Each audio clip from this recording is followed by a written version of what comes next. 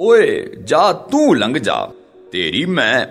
उसने मुझे पंजाबी में गाली दी और डंडा लेकर तेजी से मेरी तरफ दौड़ा। मैं ज़हनी तौर पर बेइज्जती और मार के लिए तैयार था, लिहाजा मैं निहायत ही बेशर्मी से खड़ा रहा। उसका डंडा मेरे सर तक आ गया, लेकिन इससे पहले एक हाथ आगे बढ़ा और उसने डंडा हवा में पकड़ लिया। मुझे दाएं बाएं से ओए ओए की आवाजें आने लगी। डंडे को हवा में पकड़ने वाले ने डंडे वाले को पंजाबी में गाली देकर कहा, मैंने जब तुमसे कहा था मेरी इजाजत के बगैर तुमने किसी गाड़ी और किसी बंदे को नहीं मारना, तो तुमने ये क्यों किया? डंडे वाले की उम्र बमुश्किल 13-14 साल थी। वो शक्ल और हुलिये से अनपढ़ भी दिखाई देता था और देहाती भी। वो दांत निकालकर मुझे देखने लगा। वो मुझे शक्ल और नाम से नहीं पहचानता था। मैं उसकी नजर में सिर्फ गद्दार और दुश्मन था।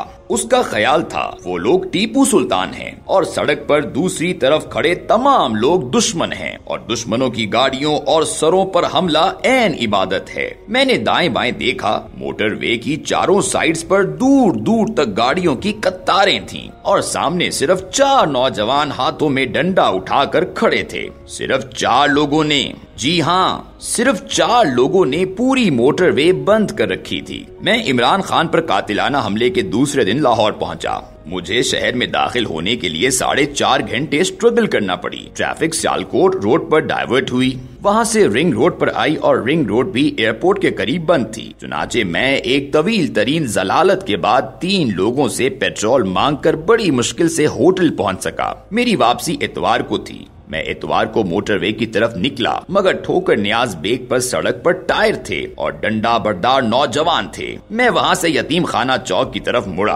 सड़क वहाँ से भी बंद थी। रिंग रोड पर पहुँचा, वो भी बंद थी। नहर पर वापस आया। ठोकर के करीब साइड रोड पर ट्रक खड़े थे। मैं उनके दरमियान से गुजरकर मोटरवे के करीब पहुँच गया। सामने 2 नौजवान किसी मजलूम ट्रक ड्राइवर को गालियाँ देकर उससे सड़क बंद करा रहे थे। मैं गाड़ी से उतरकर उनके पास चला गया। मेरी ये गुस्ताखी दूर खड़े 13-14 साल के लड़के को पसंद न आई और वो डंडा उठाकर गालियां देता हुआ मेरी तरफ बढ़ा। लेकिन ट्रक ड्राइवर की मुरम्मत करने वाले बड़े लड़के ने ऐन वक्त पर दरमियान में आकर मुझे बचा लिया। मैंने उनसे हाथ जोड़कर अर्ज किया, मेरा इस्लामाबाद जाना जरूरी है, मोटरवे मेरे सामने है, आप मुझे 3 गज आगे बढ़ने का मौका दे दें, मैं बाकी जिंदगी आपको दुआएं देकर गुजार दूंगा। वो 4 लड़के थे। वो चारों मेरे गिर्द जमा हो गए और ऊंची ऊंची आवाज में मेरी बेशर्मी और बेगैरती के तराने पढ़ने लगे। उनका कहना था, मुल्क में हकीकी आजादी आ रही है, कप्तान अवाम की जंग लड़ रहा है और हुकूमत ने उनको गोली मार दी है, लेकिन आप लोग उसका साथ नहीं दे रहे, आप सब अमेरिका के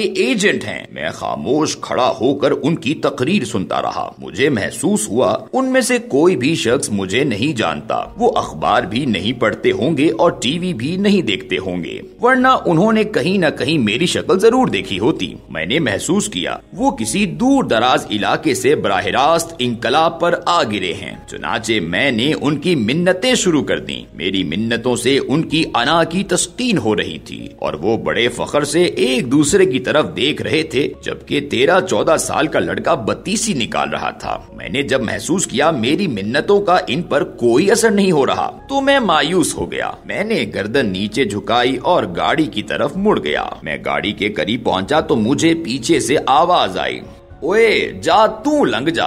और वो आवाज मेरी अना और मेरी इज्जत नफ्स दोनों को चीर कर गुजर गई। मैं वहाँ खड़े खड़े अंदर से फौत हो गया। मैं गाड़ी की सीट पर ढेर हो गया। ड्राइवर ने उन दरिया दिल लोगों का शुक्रिया अदा किया। वो साइड पर हटे और हम मोटरवे पर चढ़ गए। मोटरवे से नीचे 3 एतराफ हजारों गाड़ियां खड़ी थीं और उन हजारों गाड़ियों को 4 लोगों ने रोक रखा था। ये है पाकिस्तान, आज का पाकिस्तान। इमरान खान अस्पताल में लेटकर ऐलान करते हैं, चंद लोग सड़कों पर निकलते हैं और पूरा मुल्क बंद हो जाता है। क्या मुल्क ऐसे होते हैं और क्या मुल्क इस तरह चल सकते हैं? ये मुल्क है या सर्कस है? रावलपिंडी में सड़कों के ऐन दरमियान टेंट लगाकर ट्रैफिक ब्लॉक कर दी जाती है और उस टेंट में सारा दिन 1 दर्जन लोग भी नहीं होते। वो लोग जो आज से 6 माह पहले तक वफाकी वजीर थे, जो आज भी सेनेटर और MNA हैं, वो सड़कें ब्लॉक कर देते हैं। पंजाब असेंबली का डिप्टी स्पीकर, जी हाँ, वो डिप्टी स्पीकर जो आईन और कानून का चौकीदार है,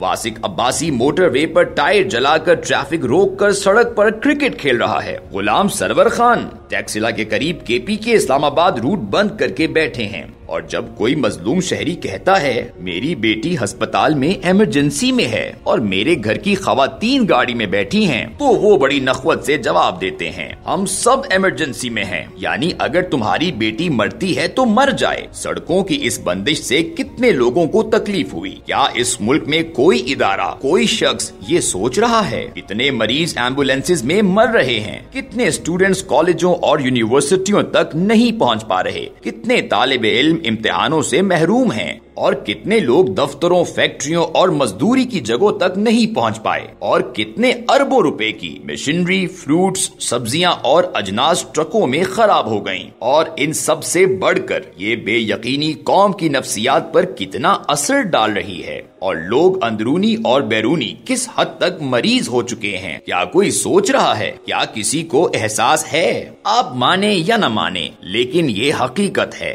हम कौमी सतह पर पागलपन का शिकार हैं। रियासत अमलन खत्म हो चुकी है। मुल्क में इस वक्त एनआरकी के अलावा कोई कानून नहीं चल रहा। वफाकी हुकूमत माह 12 तकबीरों से सिर्फ तमाशा देख रही है। एस्टैब्लिशमेंट नए चीफ का इंतजार कर रही है। वो आएंगे तो मुल्क के मुकद्दर का फैसला होगा। इमरान खान अपनी मर्जी का आर्मी चीफ चाहते हैं और वो इसके लिए एड़ी चोटी का जोर लगा रहे हैं। पंजाब 12 करोड़ लोगों का सूबा है। ये चीफ सेक्रेटरी के बगैर चल रहा है, जबकि IG ने तहरीरन काम से माजरत कर ली है और कोई पुलिस अफसर पंजाब में IG लगने के लिए तैयार नहीं। चौधरी परवेज इलाही वजीर आला हैं, लेकिन क्या ये कल के दिन भी चीफ मिनिस्टर होंगे? ये नहीं जानते। पंजाब में PTI की हुकूमत है, पुलिस भी उनके मातहत है। पंजाब में इमरान खान पर कातिलाना हमला हो जाता है। उनका जानिसार इब्तिसाम मुल्जिम को रंगे हाथों पकड़ लेता है। इमरान खान इब्तिसाम को बुलाकर शाबाश भी देते हैं और उनके घर जाने का ऐलान भी करते हैं। मुल्जिम नवीद उनकी पुलिस और उनकी CTD के कब्जे में है।